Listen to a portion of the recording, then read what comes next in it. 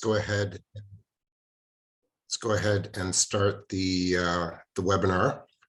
So, on behalf of the ARMA Induced Seismicity Technical Committee, Ahmad Qassami, myself, Sean Maxwell, with Jens Lansny and Madi Haddad, we welcome you to our monthly webinar series. So this month, we're very pleased that Julian Bommer has agreed to give a presentation. Julian's going to be talking about managing the risks due to induced earthquakes. I know everybody's seen Julian's bio from the meeting invite, but certainly an internationally recognized expert on seismic hazard assessment, and has been heavily involved in induced seismicity. And perhaps relevant to this audience, claim to fame, Julian was the originator of the traffic light system for induced seismicity. So, you know, the key tool in our toolbox is all thanks to Julian. So with that, we'll spend a moment here just to introduce the webinar series before we pass it over to Julian. Hello, good morning, everyone. This is Mahdi Haddad from the Bureau of Economic Geology. Thanks so much again for joining us for another great webinar. In the following months, we have a sequence of presenters for us. It's not going to stop with today's webinar. On October 7th, we have Dave Eaton from University of Calgary to present to us about implications of a slow fault slip for injection-induced seismicity.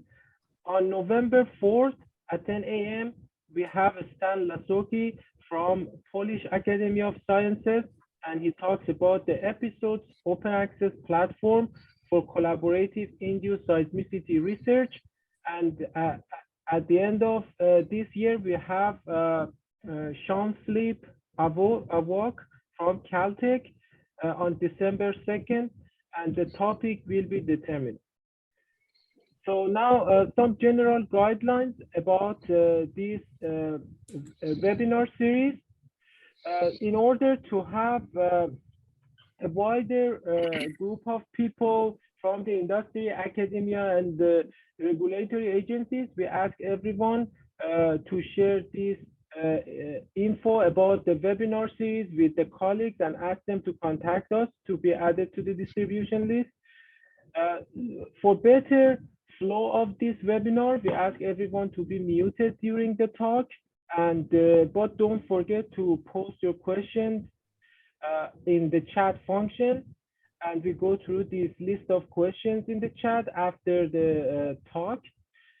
And this meeting specifically is being recorded, and it will be uploaded on Induced Seismicity Technical Committee YouTube channel. The link to this YouTube channel is in the invitation email. Please refer to that to subscribe for this channel for future notifications of the recorded talks. Without further delay, let's invite Julian to start the talk. Julian, please go ahead.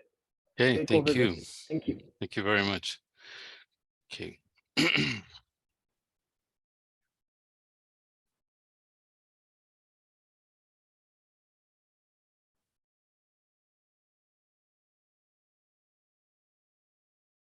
So good afternoon, everyone, and my sincere thanks to the organizers for the opportunity to deliver this webinar today.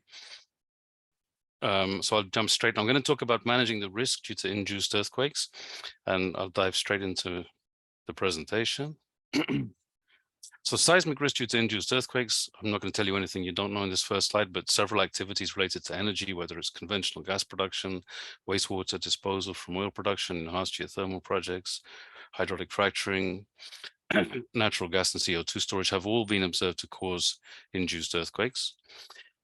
But I believe whether or not the impact of these induced or often triggered earthquakes can be tolerated depends ultimately on the consequent seismic risk, which relates to potential undesirable consequences of the earthquakes, for which I would include deaths and injuries, homelessness, direct economic losses due to the damage, loss of function, loss of incomes and business interruption, environmental damage and reputational damage. I haven't included in there disturbance to people through shaking. And I'll come back to that later, because I think that's a risk that can be managed rather than, I think if we try to mitigate the risk by avoiding felt shaking, we're unlikely to be successful in many cases. So earthquake risk is made up of three basic components: seismic hazard, exposure, and vulnerability. And exposure is really important in this discussion. Exposure is what's there, what's the built environment, what's the buildings and infrastructure that are present. Seismic hazard is really quantifying the demand that earthquakes could impose on these buildings, quantifying the demand. Vulnerability is about earthquake engineering. How vulnerable a building is how likely it is to be damaged under a given level of shaking. Earthquake engineering aims to reduce the vulnerability by providing additional capacity to the lateral forces imposed by earthquakes. If we get this wrong, if the demand exceeds the capacity, then we have failure and all the negative consequences which arise there from that. And so what we're aiming for is to have situations where the capacity of seismic resistance is always greater than the demand imposed by the earthquake ground shaking. Okay, so talk about probabilistic seismic hazard analysis, because that's the state of the art for how we would assess earthquake hazards. PSHA, I'm not going to describe how it works because of the time available to us today, but PSHA basically considers all possible earthquake scenarios, and this applies to whether we're talking about natural or induced seismicity, in order to calculate the annual rate or probability of exceeding different levels of ground motion. The basic product of a PSHA is a seismic hazard curve showing a given ground motion parameter like PGA, peak ground acceleration, and how the value of this parameter increases with decreasing likelihood of occurrence or decreasing annual frequency of exceedance. If we combine this with a fragility function indicates the conditional probability of a particular failure mode. That doesn't necessarily mean collapse. It's any failure, which means that we're not meeting a design criteria. So it could be loss of performance, onset of inelastic behavior, could be near collapse, as that varies with the function of acceleration. If we have both of these curves defined, then we can calculate the risk in terms of that damage occurring or that consequence probabilistically. So we can both estimate the amplitude or magnitude of the impacts and the probability or likelihood of those impacts occurring. Okay, these are the basic elements of PSHA.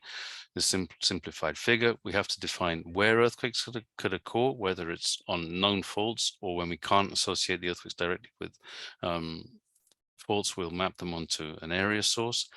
That gives us the location of earthquakes, future earthquakes. We then need the rate at which earthquakes of different magnitudes will occur, which comes through this relationship, which I'll talk about much more in just a minute. We need to combine this with the ground motion model, and we combine these together to get the hazard curve. So the first two we refer to as seismic source characterization or SSC model, the where and how frequently earthquakes of different magnitudes could occur in the future. The ground motion characterization model, which predicts the given level of acceleration at the site of interest as a function of the magnitude of these earthquakes and their distance from the site. And we combine all of these scenarios through the hazard calculations. The most important part of this diagram is the recurrence relationship in the probabilistic framework, because we're looking ultimately for the rate at which earthquakes of different magnitudes will occur, and that the engine that drives that, the motor which determines how high the hazard is in terms of how frequently different levels of acceleration will occur, is the recurrence rate of different earthquakes. So that's absolutely fundamental if we want to perform probabilistic analysis. So this is an example of magnitude frequency relationship. This is actually for natural seismicity in the UK. The small dots are instrumentally recorded earthquakes and some historical events. The red symbols are events determined mainly from historical records, larger events. But the relationship we look for is this very well known, I'm sure many of you are familiar with it, the Gutenberg-Richter recurrence relationship, which tells us that the logarithm of the number of earthquakes per year of magnitude greater than or equal to a given M is equal to A minus BM. A is the activity. The more active our region or zone, the higher will be A. And the B value is simply the gradient of this slope, which is the proportion of large and small earthquakes, which is also important. Globally and on a general scale, B tends to be very close to 1. It can deviate, can go both higher and lower, but if your value is very different from 1, then there's probably something amiss with the calculations. So we determine both of these parameters from observations on past earthquakes, from both instrumental recordings and from historical catalogs. And we very much use the past to predict the future. So we determine or estimate the average rate at which earthquakes of different magnitudes have occurred over the past. And we assume for natural seismicity, at least, that is a stationary process and will remain constant going forward into the future. We have to truncate this relationship eventually, because we can't just extrapolate to very large magnitudes, because there's always a physical limit to the largest earthquakes that could occur. And we call this parameter M max, which will often be inferred either from geological considerations of what are the largest structures or faults that exist in a given region, or by analog with other regions of similar tectonics and similar geology, observations of the largest earthquakes that have occurred. I'm just going to close my window. Excuse me for a second.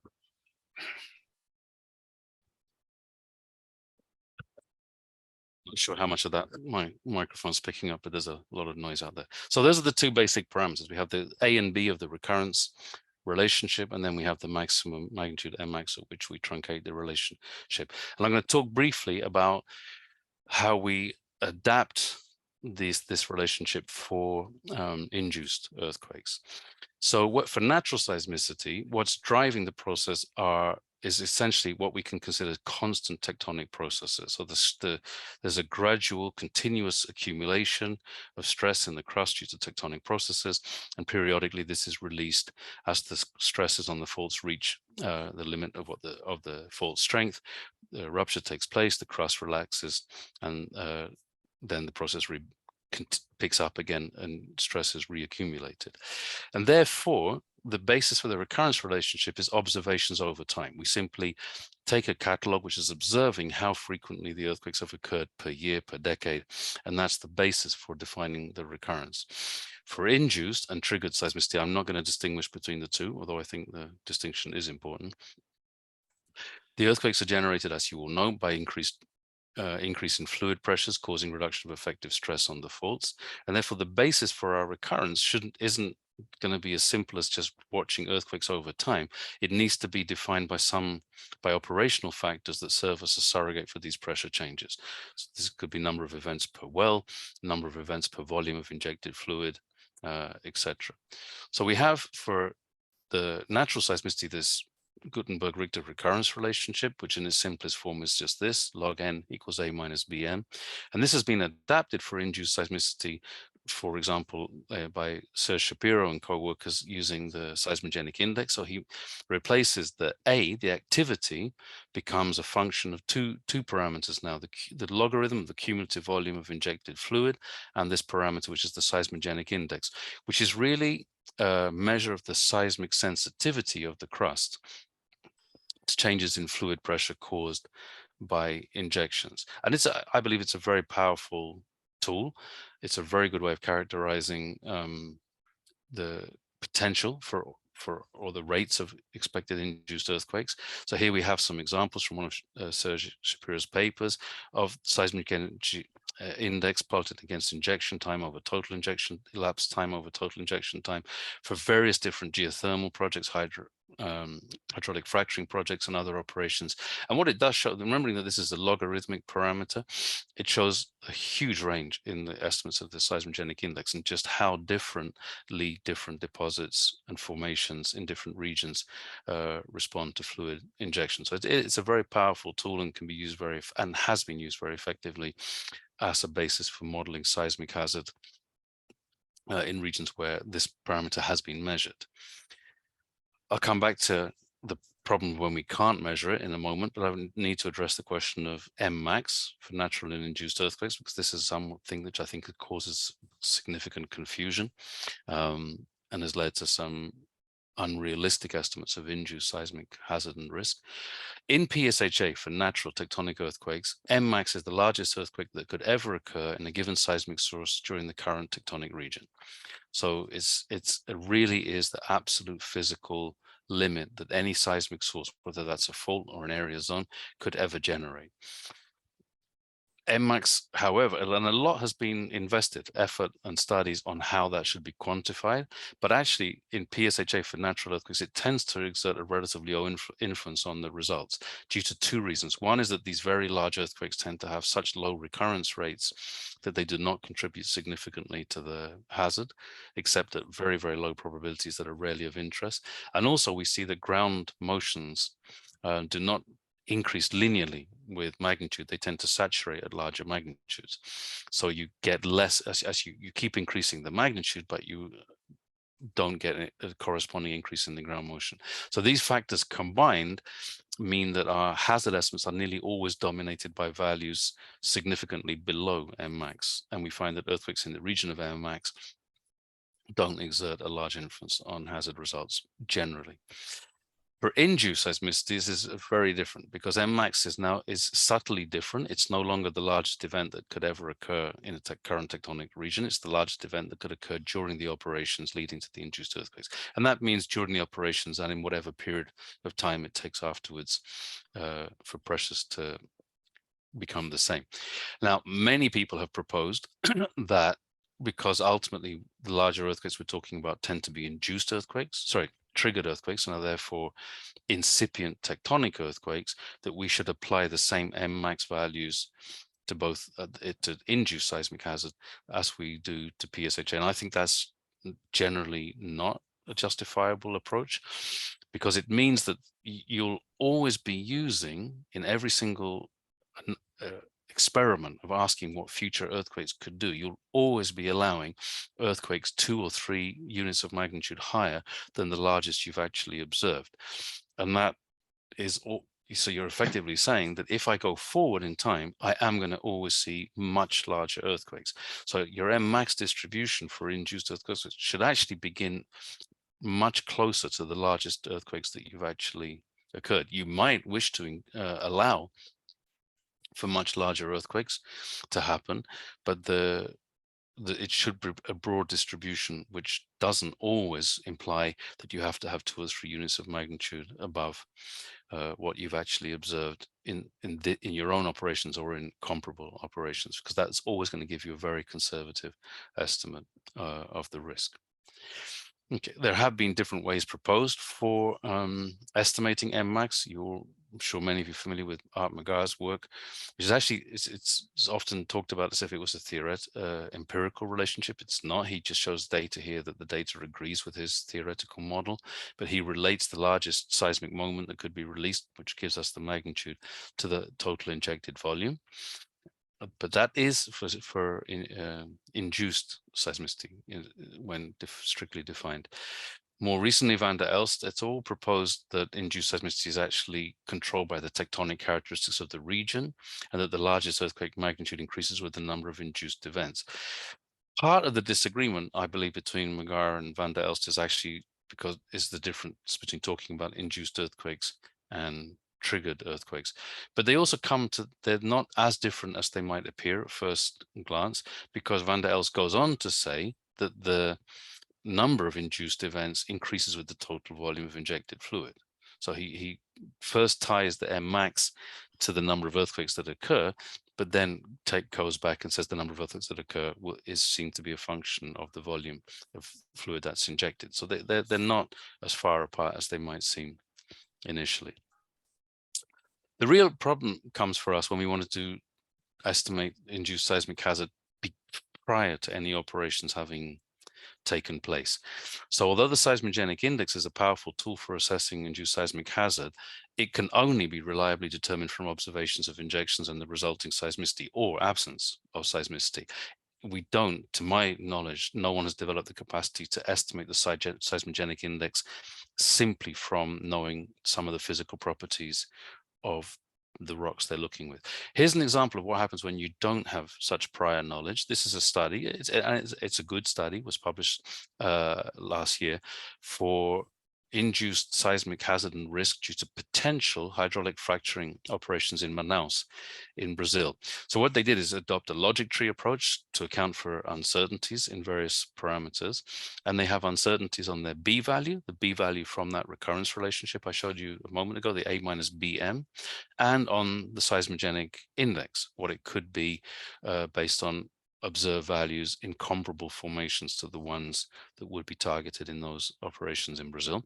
The problem is when you cover the full range of what could happen, we find that the ratio of the highest to lowest recurrence rates for earthquakes of magnitude 5 or greater is actually 3 million. So you end up sampling such a vast range of possibilities in your risk analysis that it's really, to my mind, uninformative.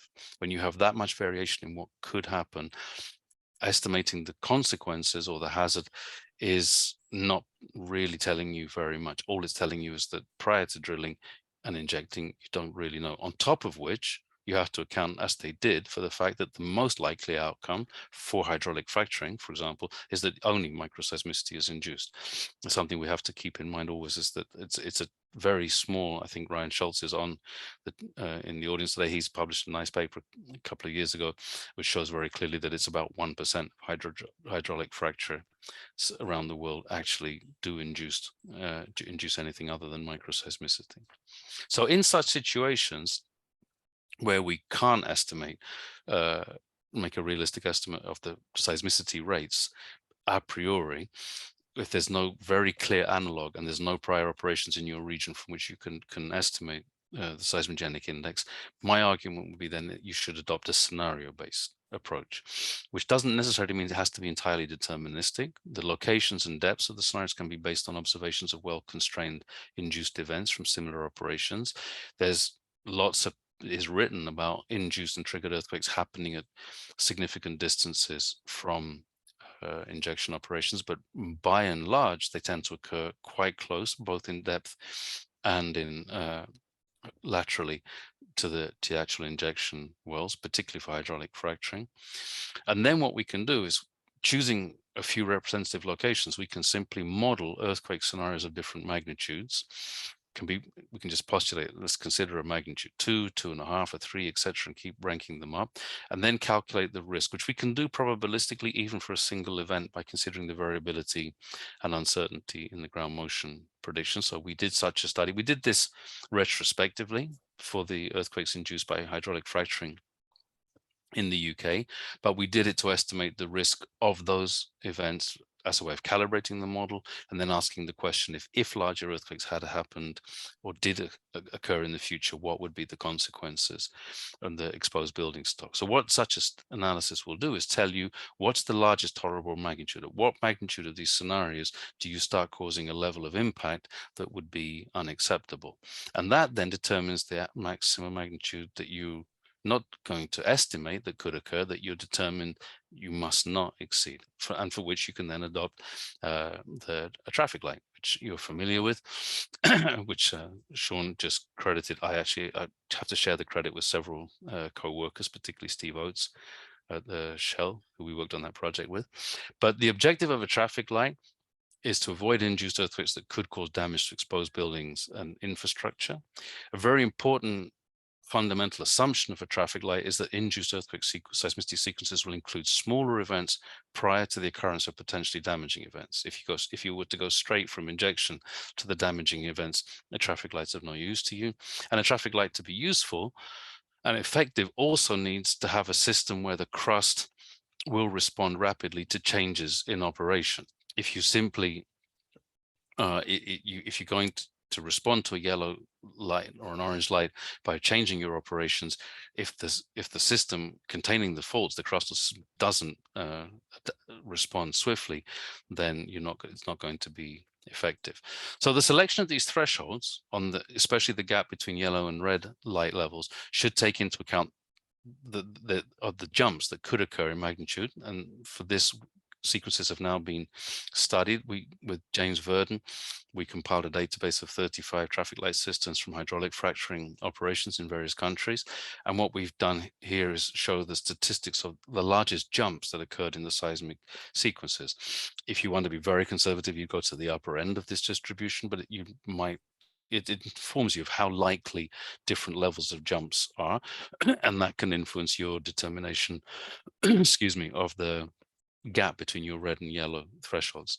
So the first ever traffic light that was at least published was the one we developed for the enhanced geothermal system in Berlin, El Salvador, which was in an area sparsely, but it was populated. So there was serious concerns about keeping the risk to low levels to make the technology acceptable. So we did a rather complicated, in some ways, traffic light. It was based on magnitude. Well, the thresholds were determined first in terms of ground motion, the ground PGV, peak ground velocity levels that would cause different consequences, and then assuming a constant depth and using a local ground motion equation, we converted that to an equivalent magnitude, and we defined our green, amber, and red regions, and we basically transported this all into a recurrence. We put it into the sort of Gutenberg-Richter recurrence relationship so that we could use as the basis the observed background seismicity, and that would define, for as long as we stayed in that region, we'd consider ourselves to be in the green. So the injections in that project did cause seismicity. There were quite a large number of small magnitude earthquakes that occurred in close vicinity to the well. These are really the cluster. I hope my cursor is showing up. This is the cluster that occurred directly adjacent to the well, and these correlated in terms of their the cumulative seismic moment. They represented very closely with the total pumped volume. But in one of the resting periods between the injection phases, an earthquake that would plot way off the scale, it's the one over here. It's a few kilometers, about 5 kilometers away from the injection well, was magnitude 4.4. Probably we can classify this as a triggered event, and it occurred in a period when the injection phase, between injection phases. So in such a situation, the traffic lights are very little use to you, because your event's happening when you're not actually pumping. So it's modifying the there's no operations to modify. And such trailing events, larger earthquakes occurring after shut-in, probably have occurred in many injection projects, and they raise questions about if the TLS are really of traffic light system are of any use, because if your largest events are going to occur after you stop pumping, when you no longer have an option of modifying your operations, then it certainly raise questions for me, and I have written some things which are less than totally enthusiastic about traffic lights because of that. But once again, with that same study with James Verdon, we looked also at these trailing events, and you can see that they tend to be small. The trailing event, the jumps in magnitude of the trailing events are generally quite small. The largest we've seen is just over 1.5, and for the many cases it's 0. So what we can do with this is, again, we can, in a similar way, you can make a judgment about where you want to be, how conservatively you want to interpret this data. James is currently putting something together very similar for geothermal operations. And then these can inform our traffic light in the following way, that we can say that our red light magnitude should be the largest magnitude that we want to ever reach, the one that's the threshold for causing undesirable consequences, minus the delta magnitude, the magnitude jump associated with the trailing event. So we now have a lot of experience with traffic lights, and I think the experiential database can be used intelligently to design these systems to perform their purpose well. It's an important point from that study is that we noted that there were no cases, happily, where there were both large magnitude jumps during the operation and trailing event magnitude increases. So you don't have to compound those two effects together, which is good to know. So then what should these thresholds be set at? These are some examples from around different regions, different parts of North America, yellow and red traffic lights. And then you probably all know that in the UK, for reasons that have some basis, but not good scientific basis, in my opinion, the thresholds were set remarkably low, just 0.5 ml for the red light, a level which at the time the National Seismological Network couldn't have distinguished from other, say, a 0.5 and a 1. Without local recording instruments, you wouldn't be able to distinguish the two using the national network. This had catastrophic consequences for operations, because every time they passed a red light, they had to suspend operations for 18 hours and go into discussions with the regulator. So there was every day fracking, or every 2 or 3 days fracking operations were in the news. And here you see BBC headline that the 0.8 magnitude tremor. And if the objective of these low thresholds was to make people feel safe, it had the opposite effect, because it made people, for the public perception, it made earthquakes of magnitude 1 something to get onto the news. These are levels of earthquakes that could not possibly have been felt, even by somebody directly above the epicenter. Interestingly, in the current crisis, the UK government has asked the British Geological Survey to undertake a review of the current state of knowledge regarding induced seismicity-related hydraulic fracturing for shale gas, to see if there's basis for restarting activities. These are some of the questions they posed. The BGS did organize a workshop for, let's say, the UK community to discuss this, but it asked the question: can you review the evidence on the different safe thresholds for activity, whether they remain the correct ones and whether differences between them remain justified? And my position was, you need to tell the government that they were never the correct ones. It was seriously flawed traffic light system, and it needs to be disposed of if we're ever going to be able to take this technology forward. That report is with the UK government now, and they've not yet come back on it. Another way to address the question is, what's the smallest magnitude earthquake that could cause damage? We compiled a database to try and answer this question of natural earthquakes of the small magnitude, between 4 and 5.5, that had reports of damage, economic losses, or industry or injuries. We found out that reports and classifications of damage are often ambiguous, and that more reliable insights can be obtained from reports of casualties, because it's obviously whether someone dies or not is less ambiguous how it can be defined. We exclude heart attacks. We explain in the paper why. Earthquakes cause clustering of heart attacks. They don't cause new heart attacks to happen, it would appear from many papers in the medical literature. What we conclude is that for earthquakes smaller than magnitude 4.5, significant damage is very unusual and generally associated with buildings of extreme vulnerability. So we can keep that in our minds as a sort of reasonable threshold. The magnitude 4.5 is where you really don't want to go, and possibly you want to stay a little bit below that if you want additional security. But 4.5 is when we can start to expect significant damage to happen. Some people will come back and say, but those are natural earthquakes. Surely the shallower focal depths of your induced earthquakes result in stronger motions at the ground surface. Lots of studies suggest that that's not the case. These are comparisons. The top and bottom are natural and induced earthquake intensities observed in the central and east United States, data gathered by Susan Hoff, and she shows that the epicentral motions of both types of earthquakes of comparable magnitude are similar. And Gail Atkinson and co-workers came to the same conclusion, looking at similar data and recordings. And they noticed this is due to two effects. You have a shorter travel path for a shallow earthquake, but you also have smaller stress parameters or stress drops. And those two tend to counterbalance each other. So it says for moderate earthquakes, 4 to 5.5, induced and natural events have similar intensities and thus equivalent damage potential at distances close to the epicenter, which reinforces that in making inferences from natural seismicity actually is an acceptable way perhaps to get to an understanding of what might be appropriate thresholds for induced earthquakes. The other thing we have to bear in mind is that even if some earthquakes, induced or otherwise, have caused high amplitudes, an isolated peak of high amplitude acceleration is not necessarily damaging. Coming back to that experience of the Berlin project, that magnitude 4.4 earthquake was recorded very close to the epicenter in some instruments we set up. The PGA recorded was 0.8 G. Okay, which is a remarkably high level of acceleration, but extremely short duration, of a very short-lived pulse and a single pulse effectively, and consequently there was no damage despite the very vulnerable nature of the exposed building stock.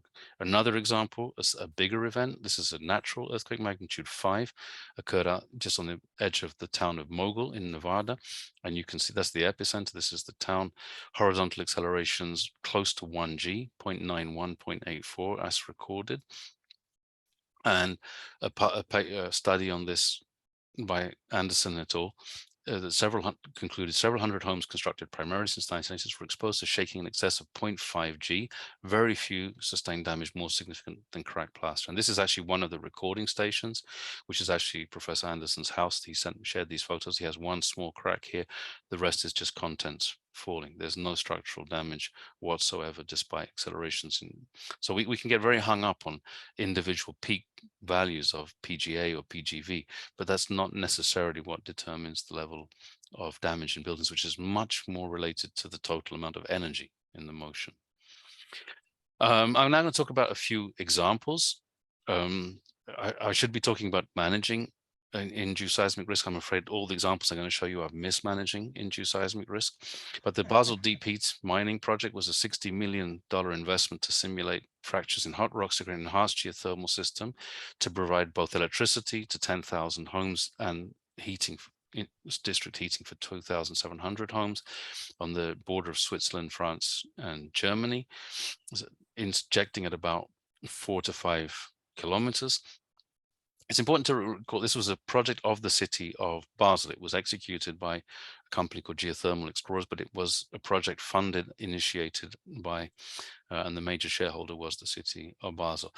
Because of the heating requirement, the project happened in the middle of the city, which possibly had unfortunate consequences, but that's often going to be the case. If you want to provide heat as well as electricity, you're going to have to be close to where people live.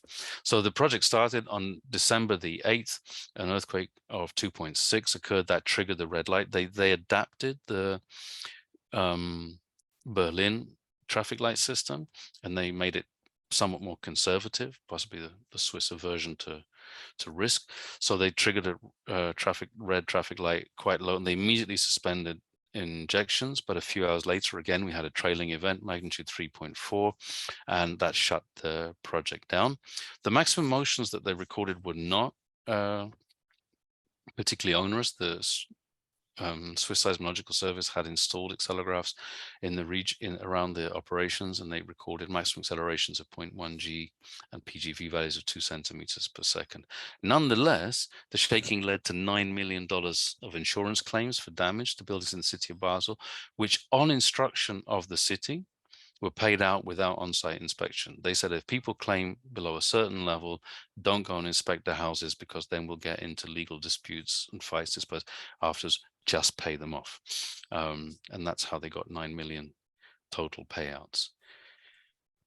These are examples of some of the damage, and because they're not easy to see, I've added arrows to show you where these hairline cracks are.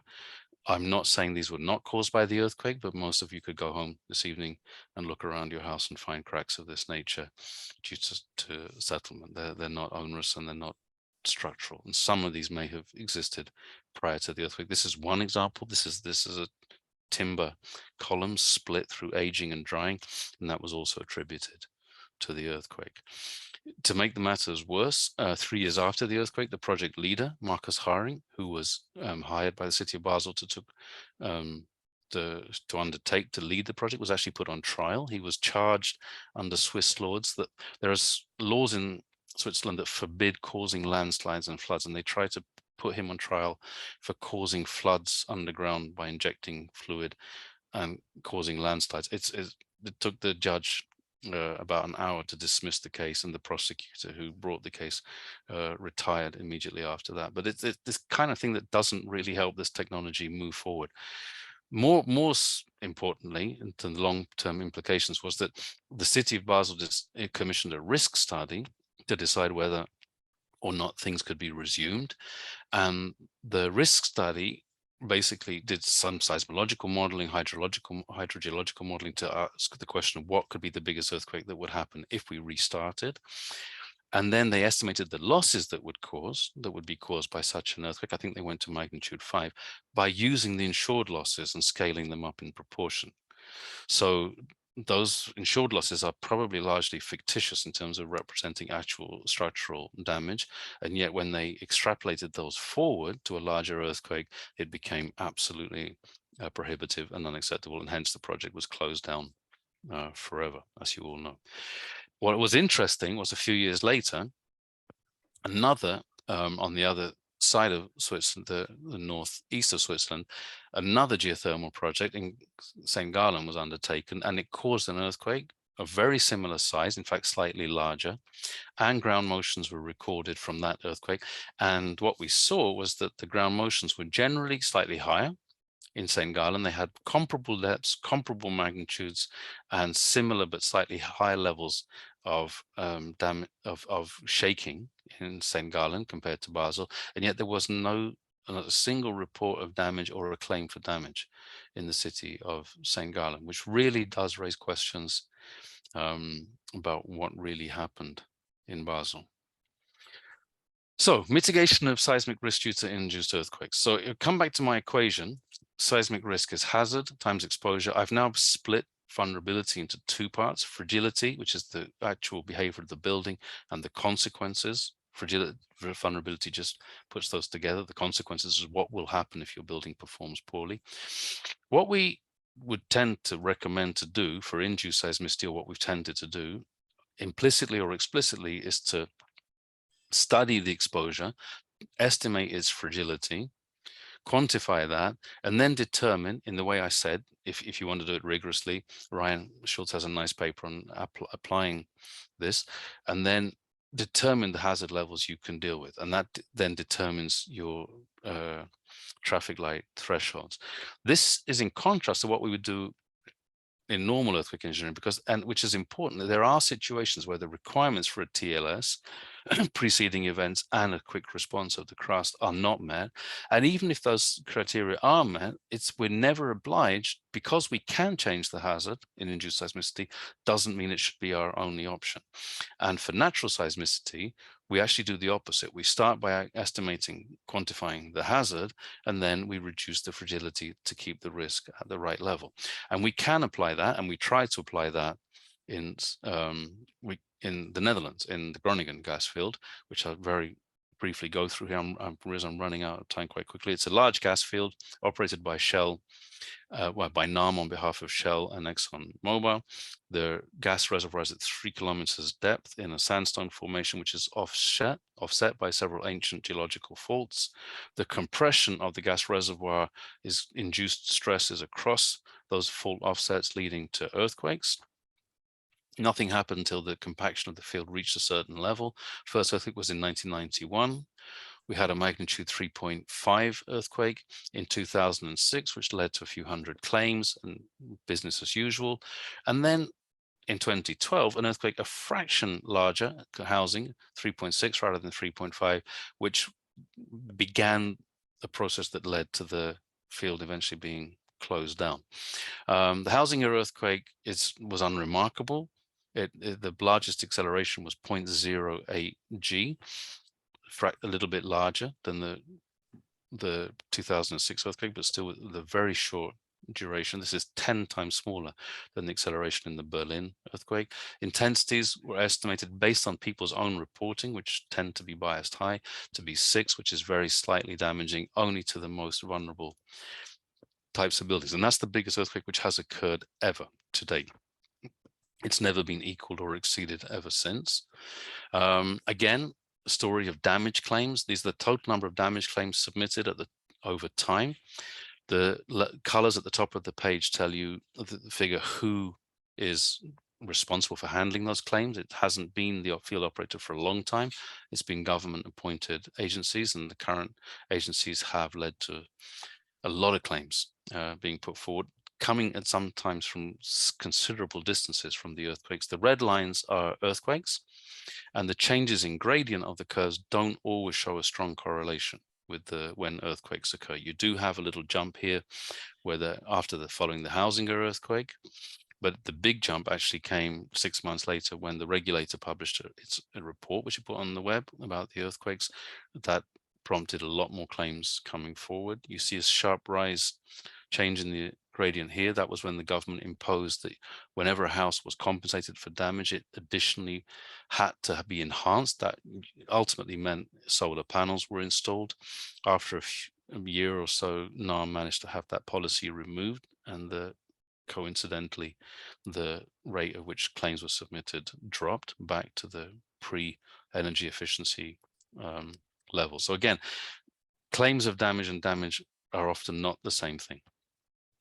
NARM has invested about 250 million euros in data collection and modeling, including building full-scale houses on shaking tables in Italy and Portugal to test them under shaking levels.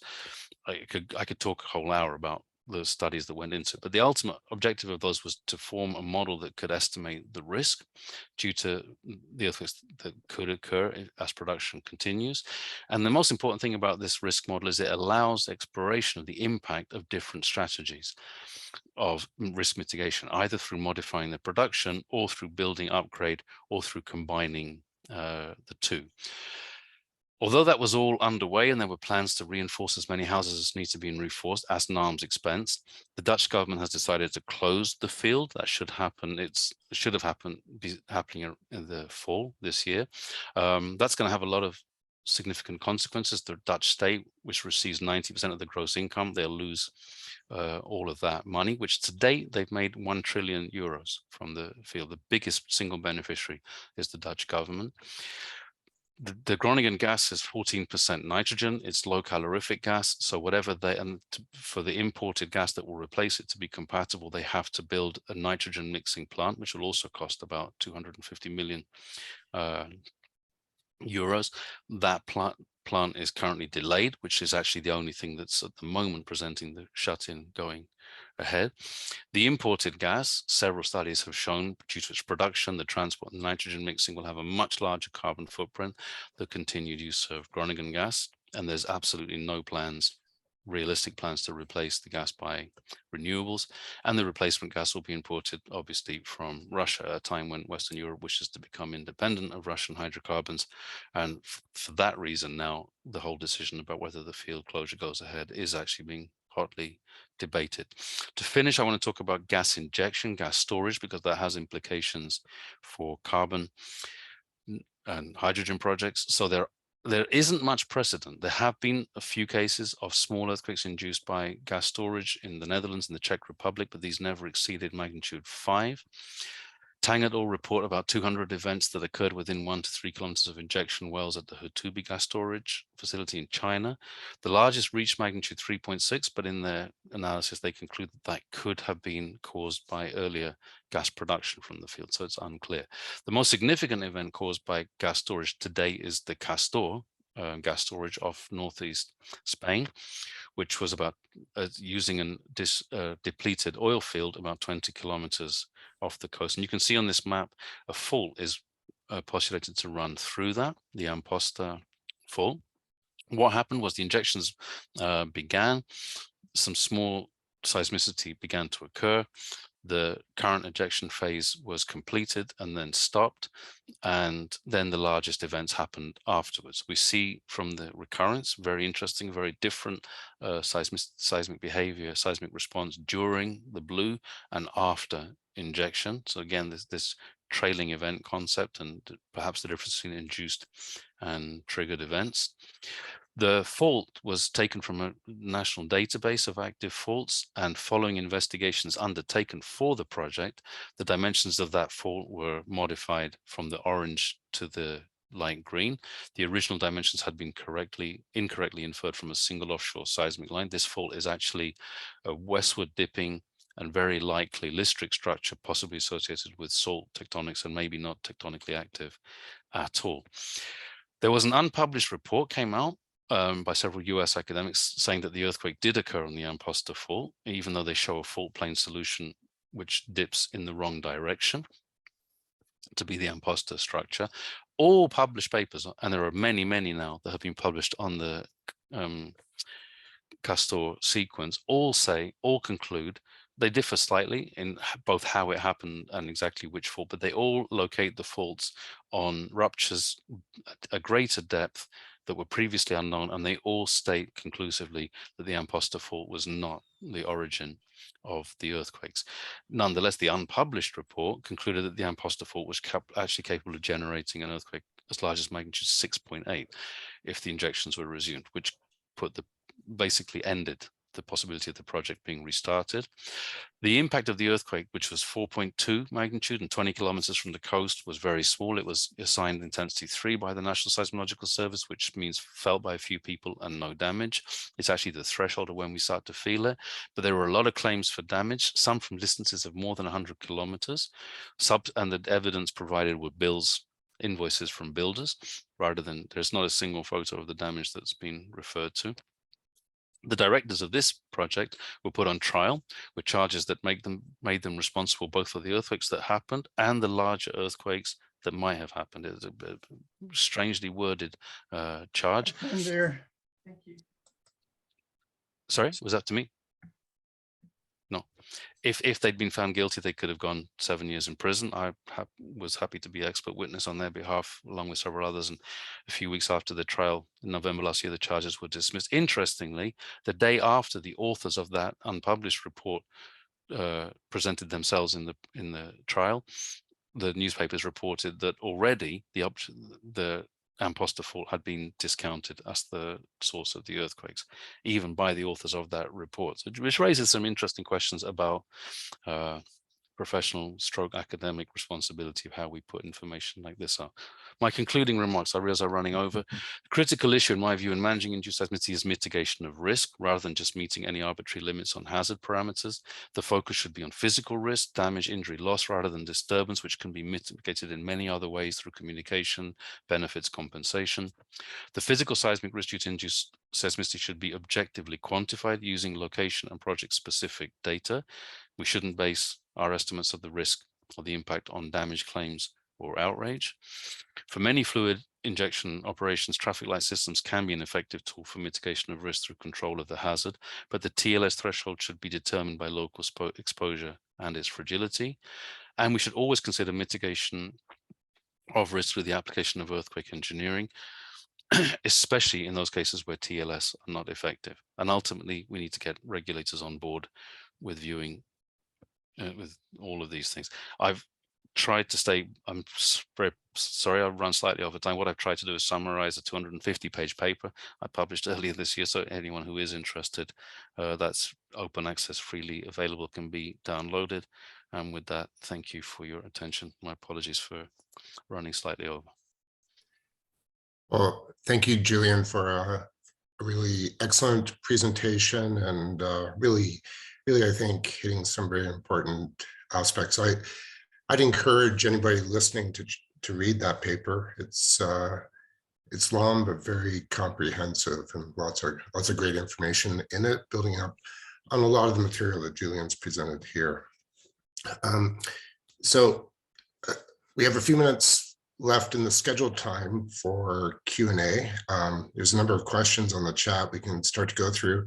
I guess the good news for everyone, if you are able to kind of stick around, Julian's agreed to stick around for a little bit after the scheduled time, so we can continue with any questions we don't get to. So Julian, if we can, let's try to hit a few of the questions at the top of the Q&A list here.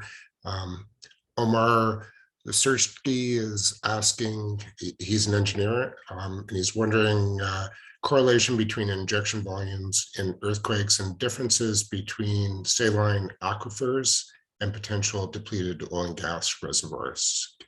Could you comment on that? It's an interesting question. I don't know the answer. Just the scatter in the data that ARMA presents suggests it is formation and region dependent. I would refer Omar to ARMA's 2014 paper to look into that, and maybe Serge's paper. By the way, on the following two slides, which I'm not showing, I've included all the references I've cited for those who want to go and dig into any of this. Great.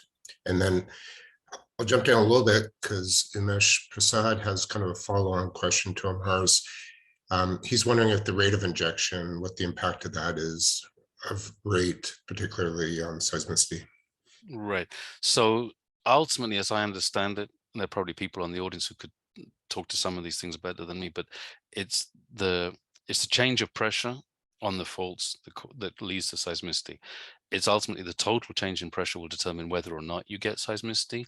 A greater rate of injection will cause a greater rate of change of the pressure, and therefore will give you more seismic activity, not necessarily larger events, but more events. So there is a correlation, yes.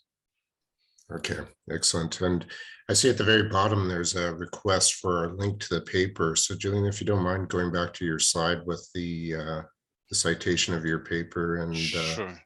maybe somebody could. Well, I'm going to send you also the slides for those who Okay. want. If you go to Bulletin of Earthquake Engineering, it was published, I think, the volume this year, issue 6. It's the whole issue, so you just download it from there. Excellent. So moving on with the questions. Oh yeah, you want me to? I can put that in the chat also. I'll do that. If I stop sharing, I can do that. Okay. So if you can multiplex, Julian, I guess I'll try.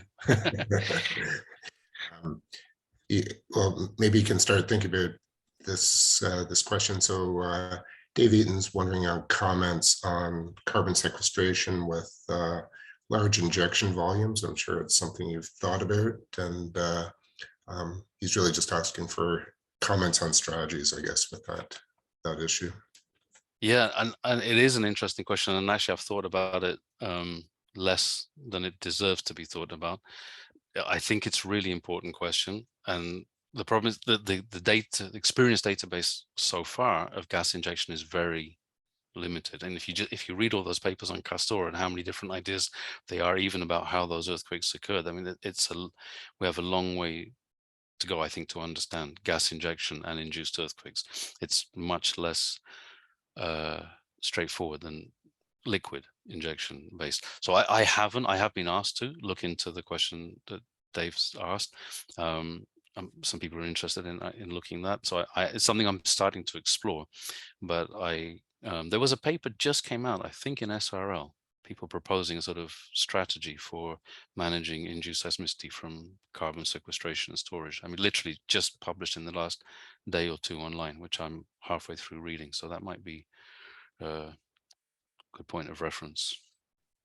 I'll try and post that into the link as well. Excellent. And then Mauricio Canales is asking, first of all, comments, a great presentation. Looking also for comments on trying to estimate the magnitude jumps that could happen during trailing seismicity. Yes, I mean, so all we've done there is provide statistics of what has happened. And you, at the moment, all I can say is really you could make a judgment. You can look at that distribution and decide how safe or how unconservative you want to be statistically. But you could also dig in. All the cases are identified in the paper. You could also dig in and look for more analogous regions, formations, operations. Not sure which of those necessarily governs, to inform which of those observed jumps would be more of an appropriate analog for you, if that makes sense. Yeah, and I think on this topic, you mentioned James Verdon's work. Ryan Schultz has also recently published a paper on the topic. So it's maybe something that collectively needs more information in terms of observations. Mm-hmm. So there's other questions. I think I'll jump to a comment, and Peter Eckelhob, and I apologize, I just butchered that name, I'm sure, but he's made a comment about your comment on heart attacks in the mortality count for induced seismicity, and arguing that, to paraphrase, maybe there's kind of a triggering phenomena that should be considered. So it's really just, I think, a comment, but right. But I can respond to it because maybe I didn't explain myself. I completely agree. So the papers, it's not our own conclusion. We looked at many papers that have been published, mostly in medical journals, of heart attacks in earthquake attributed to earthquake sequences. And what those researchers did is look at excess deaths from heart attacks in those regions over periods before and after the earthquake. And what they concluded was that the earthquakes didn't change the number of heart attacks over a given period of observation. It's simply that the earthquakes, say, which would have happened in the coming months, several of them occurred in close proximity in time to the earthquake. So it's the conclusion was that in general, people are not having heart attacks in earthquakes who weren't in a physical condition that they were likely to have a heart attack sooner or later anyhow. Does that, I don't know if that answers Peter's concern. I think we're agreeing. I agree with what he's written. The question is, excess mortality, right? Yes. If you think it's not a factor, then that's the answer, right? But if there are more heart attacks, let's say within 24 hours or 48 hours of an earthquake, then one could argue that the earthquake is the trigger, right? I'm agreeing with you. So the earthquake triggers the heart attacks, but then if you look at the ensuing weeks and months, there'll be slightly less than average heart attacks. Well, but then it's the same argument with COVID, right? Some people die earlier of COVID that would have perhaps passed away in the following months, but COVID is still the cause in that case, right? So it is a loss of life experience of, even if it's only 2 months, right? I guess a legal argument could be made, that if there's negligence on the side of the operator, that the heart attack would not have occurred at that time, and that person would have lived for a longer time. So I'm not sure if it can give away the loss of life experience, so to speak, right? Yeah. Okay. We just, in our study, we concluded that there's not to include heart attacks as a primary, because what we were looking for is when do earthquakes cause serious impact in terms of building damage. And so we're using death as the surrogate for that measure, and we decided to exclude heart attack deaths because they don't necessarily require, also because they don't necessarily, you don't need the building to be damaged. So it was a tool of convenience. I don't disagree with anything you said, Peter. Okay. Yeah.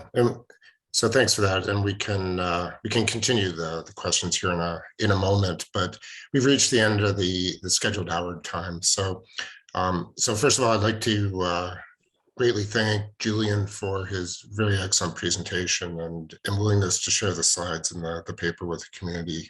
Again, I would strongly encourage anybody that has the time to read that paper. It's just a wealth of information in the paper.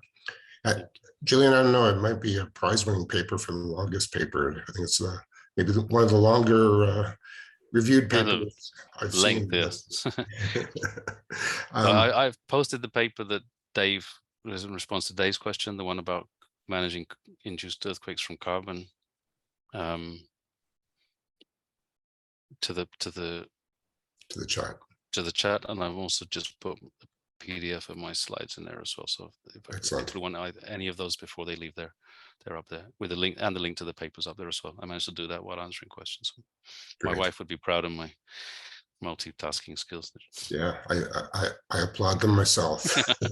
And then just a reminder to everyone on the call, the next webinar will be October 7th. David Eaton will be talking about slow slip earthquakes, a very interesting topic. So look forward to that. Madi will be sending out invites as always a week before the webinar. So with that, again, thank you very much, Julian, for the presentation. Thank you for the opportunity and all the great feedback as well. So if you can, Julian, maybe continue down the list.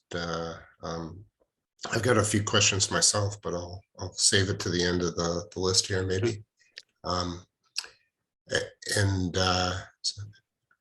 I guess welcome anyone that's still on the call to unmute themselves to dig in deeper to the questions. But Alexandros Sevidus is asking about depth uncertainty on the events and how shallow or deeper events may impact intensity. That's a very good question. and it will have an influence, of course. The two possible, I have not dug into that. It's a very good question, and I don't recall how deeply it's discussed in either of those papers, but the uncertainties are probably similar in both cases. So the sort of where the average values come out might not be so biased. Possibly the induced earthquakes have better constrained. That's because induced earthquakes will often have dedicated seismic observation better constrained depths. And we know that most natural earthquakes occurred more mid-crust than upper crust. So I'm sure it's definitely an important question to look into, but I'd be surprised if we subsequently found information that invalidates. I mean, it's actually what's interesting is that we do find that the epicentral motions are comparable despite the difference in depth, and I do think it's due to differences in the source strength of the shallower earthquakes. Great. And then I guess moving on, Ryan Schultz has a question, and I see he's online here as well. He's wondering what the bigger gaps required to manage induced seismicity might be, and whether they're conceptual or more practical. And I think wants to hear your thoughts, but Ryan, feel free to unmute yourself and elaborate if you like. No, I think that's it. I'm just curious to hear what do you think are the biggest hurdles going forward to try and manage this better? Because you've gone through all these cases where we've mismanaged the problem. How do we do better to actually manage it and not end operations? So in all those cases, what I think we failed to do was to get onto the table early in the process, objective and quantitative assessment of the physical risk. It's immediately given way to emotions, politics, social considerations, people being unhappy, etc. I mean, there's articles daily in the press around the world about Groningen, and they're describing collapsed houses and deaths, and it's a fantasy. There's nothing of the sort has occurred. Nothing beyond light structural damage has occurred, attributed to the earthquakes. One of the things that's happened is I think the response, induced seismicity is not new, but the interest in induced seismicity has really exploded in the last 15 years or so. And the seismological geophysical community has responded to that incredibly. The number of conferences and projects and publications on the physics of induced earthquakes has been remarkable. Earthquake engineering has not really responded. There's been very little engineering attention to that, which I think is an omission. I think the reason is because most earthquake engineers view the size of these earthquakes as not particularly important. But it would be very helpful to have more earthquake engineering engagement to move the discussion from the occurrence of earthquakes, felt levels of shaking and hazard, to actual physical risk. And you've done very nice work on that yourself, but I also know you've collaborated with structural engineers like Jack Baker and others in doing that work, and Jack's one of the few structural engineers who has cut his teeth into this whole problem. So that's what I would like to see is to there's all that great science that the geophysicists and seismologists have done and are doing, but I would like to see that put into a framework of physical risk quantification and management. So maybe then just a brief follow-up question. Would there be a strong role for doing like proactive studies in a sense, even before projects start? Or is that going too far out on a limb, I guess? No, I mean, after the Basel earthquake, Domenico Giardini and others argued for that any geothermal project should address right up front what is the physics, what are the quake risk, could people live with them? And I think, if we do go back to those two case histories, although I don't think the Basel project handled the social engagement very well, and perhaps the people who did the Sengalan project was actually voted for in one of these referendums, that local referendum, and the people, they had a referendum to continue the project even after the seismicity. It was still the city's choice that they wanted to carry on. In Basel, I don't think they've communicated effectively. Basel also is the only city in Switzerland which has was destroyed by an earthquake historically. So there's perhaps a heightened degree of sensitivity. And they had just celebrated the 650th anniversary of that earthquake 2 weeks before they started drilling, which was, you know, it was a number of unfortunate, contextual things that could have made it a better response, because it was really the public disquiet and response was what really killed the project, and the city throwing Marcus Herring under the bus rather than standing with him. So, and thank you. That was a very interesting talk and good answer to the question. Thanks, Ryan.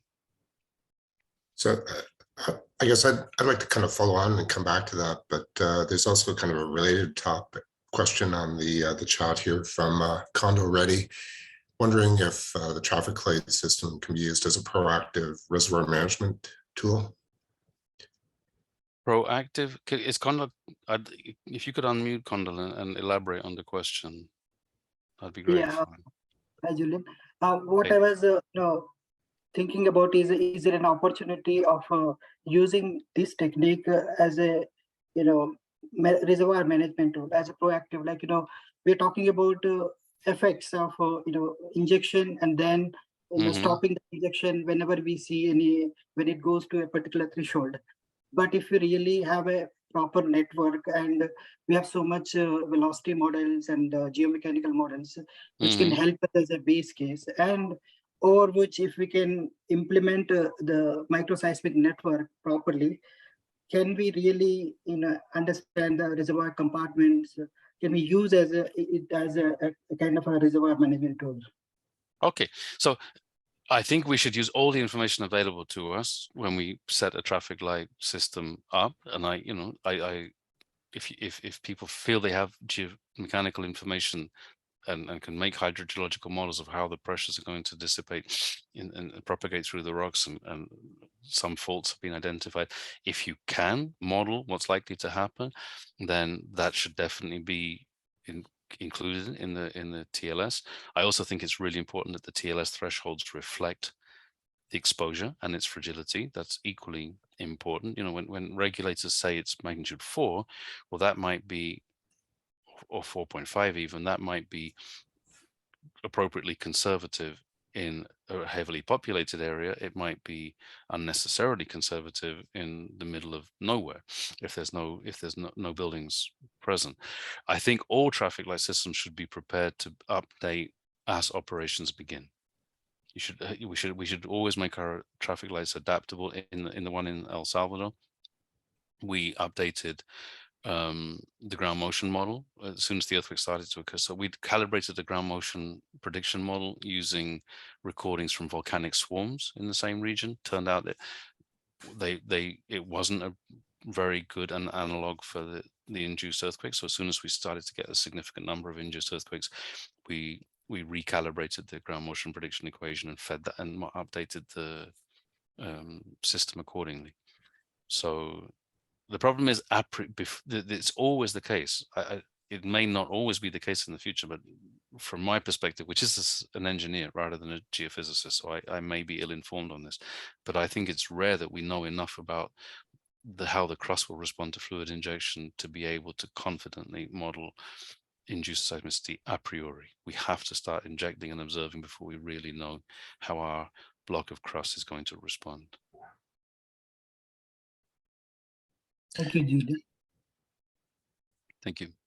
So Julian, I guess building up on a couple of the examples you kind of cited, and maybe kind of expanding to some recent observations. So the public reaction to induced seismicity and so-called nuisance events of looking at kind of recent experiences, even in Midland Basin, Midland, Odessa, Texas, feeling seismicity and shutting in disposal wells as the ultimate control to deal with that. So maybe just a couple questions. I'd like to hear your thoughts on this. You talked about public engagement, and I think the root cause is we're not very good even addressing that currently.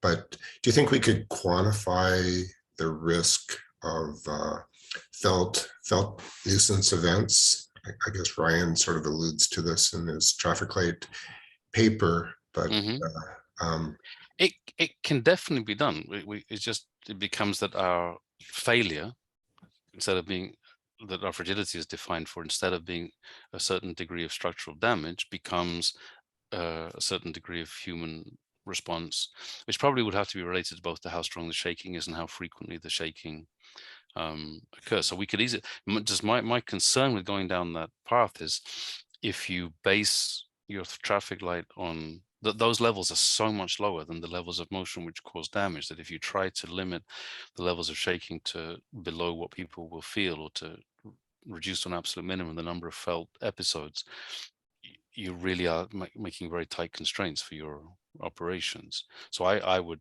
always try to address that in another way. What several people have talked about in the past and now again in the Netherlands, for example, in Groningen, is the idea of an earthquake bonus.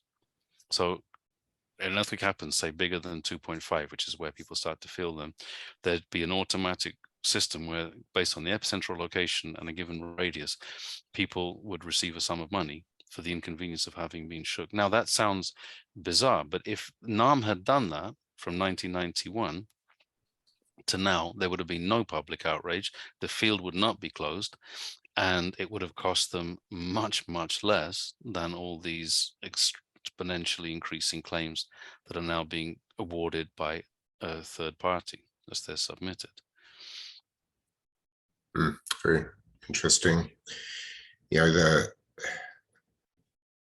I guess quantifying the public response, that sort of outrage aspect, there's so many factors, political and et cetera, that feed into that.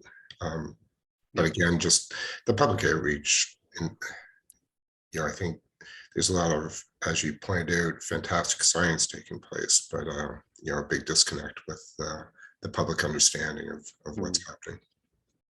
I tried to discuss this in the paper. I was not optimistic. My conclusion is that ultimately we need strong regulation and informed regulation, and it's convincing the regulator rather than the public. The regulator should be the spokesperson for the public. Absolutely. And, but not the responder to the public. Yeah, and I know, speaking to a number of regulators, I guess what I really liked about your paper was breaking it out by, it's a different form of consequence, right? And maybe directly addressing that consequence through the public outreach is a bit of a gap and something that can be improved upon. But I really like the framework that you described as just conceptualizing where that fits in the management piece. So I'll open it up to others, but I'm going to hog the chat line here for a moment longer.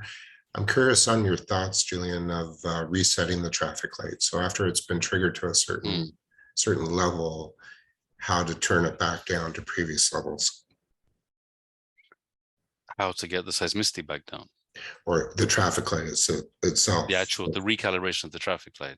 Yeah. Right. So because you have to make some various assumptions. You're going to have to make, if you do it the way I suggested, which Ryan illustrates nicely in one of his recent papers, of calibrating it on risk calculations, you're going to have to estimate the fragility functions. You're going to have to adopt a ground motion prediction equation, the degree of soil amplification. So you might invest a lot in collecting this information to inform that model better. You're more likely to use representative or typically available values.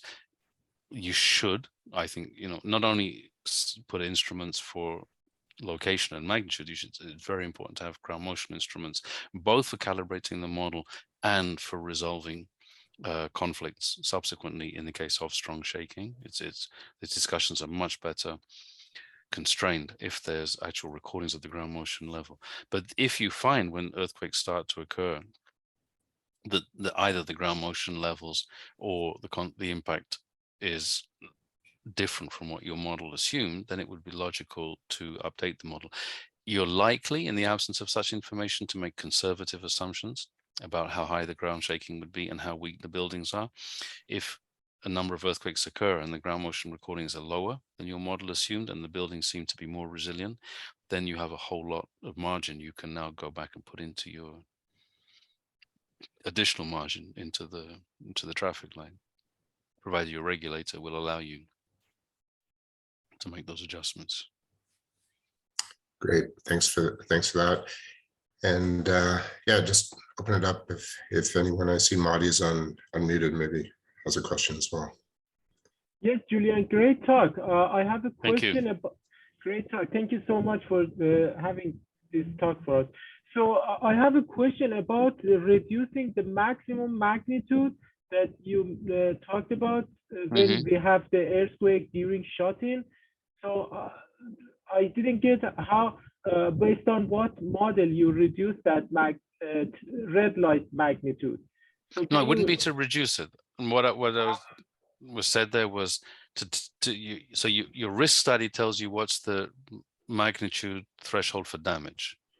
And then you look at what level of increase of trailing event jump you want to take the risk with. Let's say you assume it's one magnitude unit. So your risk study may show you 4.7 is going to start potentially cause damage to the nearest buildings to your site. So you got 4.7, you can have a jump of 1. That tells you your red light needs to be 3.7. So how do you obtain that magnitude 1 to subtract from 4.7? From the statistic, you have to look at the statistics of the one would actually be quite conservative, but you might want to be conservative. You might want to give yourself that additional leverage or additional margin. We pay a lot of attention to the red light, which is where we shut the operations off. I think there's a lot to be said for having yellow and orange lights and paying a lot of attention both to what those levels are fixed at and what actions we take, because really a successful traffic light doesn't get to red. Right? Yeah. Okay, exactly. So imagine the case that we have maximum magnitude during shut-in. In that case, we haven't observed the maximum magnitude yet. So, and also you mentioned the maximum magnitude may not represent the damage on the surface because we should consider the amount of released energy during the earthquake. If it is longer, it would be more damaging. So regarding that, what can we say about the released energy relation with that? Well, this is what magnitude actually is a good parameter to use, because if we base it just on peak parameters, they're not of the ground shakings, particularly if we use PGA, it's not necessarily a good indicator of the capacity of the ground shaking to cause damage. Ultimately, it's the amount of energy that the structure receives and has to dissipate. How quickly it has to dissipate it is what controls how much is damaged. And this is why, I'm surprised sometimes by how we get discussions of significant risk from small magnitude earthquakes, because even if the earthquake is shallow, even if it produces a high PGA, the total amount of energy in the shaking is controlled by the magnitude of the earthquake. Magnitude 3.5 earthquakes produces a quantity of energy which can only ever give you a short-lived, if you want it, very short-lived signal of shaking. If it has exceptionally high amplitude, it's at the expense of even shorter duration. So we see this in the cases where we do get these very high isolated peaks. They're associated with very short duration and contain very little energy, and consequently are not particularly damaging except to extremely vulnerable structures. Exactly. Thank you so much. Pleasure. Thank you for the questions. Does anybody else online have, again, feel free to unmute yourself and ask a question if you like. Yeah, Julian, this is Todd Shipman. Hi, Todd. And I wanted to say thank you with respects to the talk and also your perspective with the regulator, because I almost fully agree with everything you've said. And I just wanted to, point out again to what you were saying about, I agree. People focus so much on what that red light threshold is, but the point of a traffic light, if you have a yellow, and it's not a stop sign, is mitigation. And that's the entire Right. focus. And it's the feedback mechanisms, Right. making somebody do a response plan or some type of prep before operations. All Right. this prep before operations is really the entire crux of any kind of reactive response tool. So, I just wanted to kind of reiterate what you're saying, but also just I agree. We get into these matches where everybody's just pointing to what's the red light here and what's the red light there and why is this greater and why. And I think, or if you exceed a red light, then traffic light fails. No, because you have everybody monitoring, which is better than not. You have people with a hazard plan, which before that they didn't have. And then there's a regulatory tool to punish somebody if they haven't been careful and they're not. I mean, to me, that's the point of a traffic light. Doesn't mean that people won't break the red. It just means you have some type of outcome. Right. So I completely agree. And I think there's scope for having yellow and orange, that you should have multiple stages of defense when you different degrees of response if the magnitude range allows for that, so that you've got more flexibility of doing things of different levels to stop it rising up. The other thing, of course, is, and this is why I like bringing the earthquake engineering perspective in. If you do this approach where you try and calibrate what your red light is based on the actual exposure around your operations, that might be controlled by one or two vulnerable buildings. And it might be worth the investment in strengthening those one or two buildings. It might buy you half or 1 unit of magnitude on your red light if they're particularly susceptible. So I think we need to take a more holistic perspective on how we design these things. And shifting the traffic light's also a challenge, because if you shift it, the public sees it, and then that's the real challenge, is that even if there's good reason to do it, communicating that is very difficult. In private conversations in the UK, everyone in the regulatory body and all the operators, everyone knows that we need to get rid of that 0.5 red light, but everyone acknowledges that nobody's going to be the person seen to make that decision. Right. No one's going to be the person who the public will say he changed or she changed the red light from 0.5 to 2 or 2 or 3, whatever it should go to. No one wants to carry that responsibility. No, I get it, and I totally live it. So, no, thank you, Julian. This is amazing talk, amazing paper. I already read it, and thank you. We're absolutely taking this type of approach and information and applying it. So, thank you. Thank you very much, Todd. If you didn't gather, Julian, Todd is with a regulator, the Alberta Energy Regulator. So okay. With which I didn't hear which energy regulator? Alberta Energy Regulator, AER. Yeah. Okay, we might be meeting in the near future then. Well, I'll second everything Todd said. From my perspective, I put a comment in there about how useful many of the stories and the concepts in this talk would have been in 2015 when I started as a state geologist in Oklahoma, and induced earthquakes were at their peak. All right. Yeah, and the relationship with the regulator was very good through all of that time. Okay. But we'd really like to have had more technical stuff to give them. Some of these things would have been kind of handy to do. All right. Thank you. Excellent. Well, Julian, conscious of the fact that we're eating into your additional time, we asked you to block it an hour to give this excellent webinar. We're using up more time, and it looks like our number of attendees are dwindling here. It's so gradually dropping. Yeah, but again, just thanks so much for presenting, and appreciate it, and lots of food for thought there for sure. My pleasure. My email's on the end of the presentation if anyone wants to take this offline afterwards. I'm always very happy to discuss. All the questions have been very thought-provoking, so Great. Very happy. Thank you so much. It is captured in the recording, so I'll post it on yes, our YouTube channel, and everyone knows that Thank you so Okay. much for this great talk. I enjoyed it a lot. Thank you very much, Marty. Yeah, Well, thanks. enjoy your Labor Day weekend. Yeah. You too. Thank you. Happy Labor Day, everyone. So long. Thank you. Have a good weekend. Bye-bye. Thank you. Bye-bye.